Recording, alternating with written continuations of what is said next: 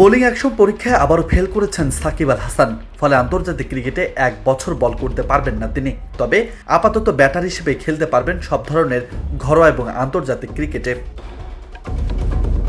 শনিবার রাতে এক মেইল বার্তায় এ তথ্য জানিয়েছে বাংলাদেশ ক্রিকেট বোর্ড। বার্মিংহামের পর চেন্নাইতে নিজের বোলিং অ্যাকশন শোধরাতে না পারায় সাকিবের উপর নেমে এলো নিষেধাজ্ঞার খড়গ। বোলিং অ্যাকশন ত্রুটিমুক্ত প্রমাণ করতে ভারতীয় ক্রিকেট বোর্ডের অধীনে চেন্নাইয়ের আইসিসি অনুমোদিত শ্রী রামচন্দ্র বিশ্ববিদ্যালয়ের বায়োমেকানিক্স ল্যাবে গত 21 ডিসেম্বর দ্বিতীয়বার পরীক্ষা দেন সাকিব আল হাসান। তবে সেই পরীক্ষাতেও ব্যর্থ হয়েছেন তিনি।